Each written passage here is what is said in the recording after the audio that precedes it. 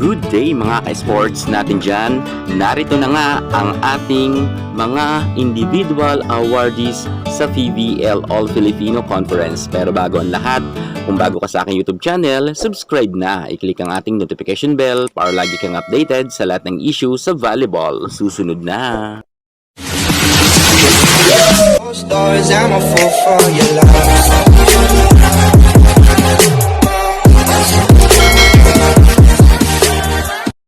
Ito na nga ang mga mapalad na nabigyan nga ng individual award. Unahin na natin dyan ang Best Libero.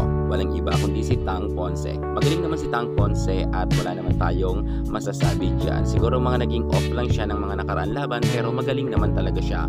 At syempre ang middle blocker, walang iba kundi si Pangs Pannaga.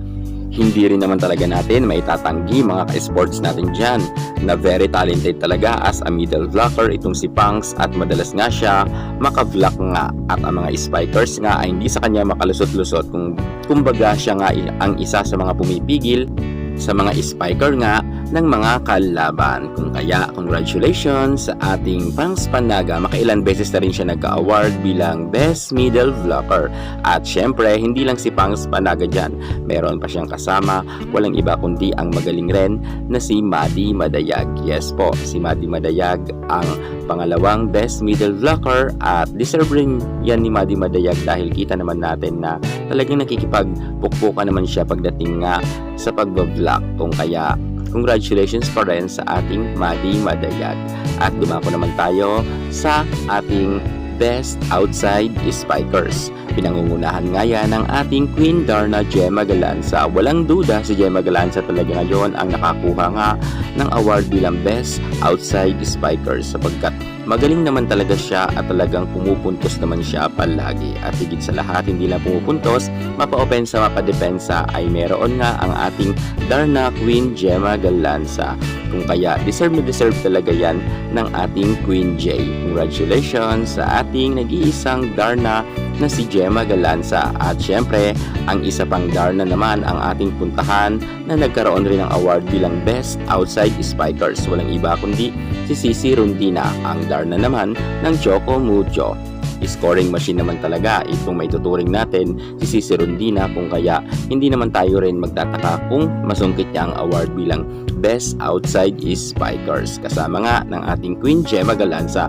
At sa kauna-unahan pagkakataon, nasungkit na rin ng ating Kyle Negrito ang kanyang award bilang Best Setter. At kitang-kita naman natin na ang kanyang mga bashers ngayon, sigurado ako nagingit-ngit na naman sa mga galit dahil nga madalas kang sabihan itong si Kyle na to the moon daw ang kanyang mga set. Pero eto ngayon, ginawadan nga siya bilang pinakamagaling ngang setter sa PVL. Ano kayong masasabi ninyo? At nakakagulat naman dahil nasungkit naman ni Chiang Aisa Maiso Puntillas ang award nga bilang Best Opposite Hitter. At naungusan niya nga dyan si Tots Carlos. Subalit marami ngang nagulat sa award na yan ni Aisa Maiso. Pero hayaan na natin kasi veterana na yan at may ibubuga naman talaga siya. At pagdating naman mga ka-sports sa pagiging MVP, nasungkit na nga ito mga ka-sports natin dyan ng napakagaling na si Brock Van Sickle. Naagawan niya nga sa pagiging MVP ang ating Sisi Rondina. Nang nakaraan conference nga, si Sisi Rondina nga ang nagkaroon ng award bilang MVP. Pero ngayon, eto na. Bago na ang ating MVP, walang iba kundi si Brock Van Sickle. Okay lang naman to dahil magaling naman talaga siya at all-around players rin ang nasabi nating PhilAm na ito. At sa mga susunod na conference, mas aabangan pa natin ang pinakamas malakas nga na Petrogas Angel. Siguro sa ngayon ay kinapos lang sila dahil bago pa lang nga ito sa Pilipinas si Brock Van Sickle, pero aasahan natin sa next conference ay ito na ang makakatapat ng Choco Mucho ng mahigpitan at ng CCS. Titingnan natin kung hanggang saan ba ang ibubuga nga ni Brock Van Sickle at sana balang araw ay magrepresenta rin siya sa ating national team. Tingnan natin kung talagang makakatulong si Brock Van Sickle dahil magaling naman talaga siya. So ayan na nga mga ka-sports natin dyan ng ating mga individual awardee. Mga magagaling dahil nagka-award nga sila at nagustuhan sila ng pamunuan dahil sa kanilang angking kagalingan. Kung kaya lahat sila ay mayroon ngang award.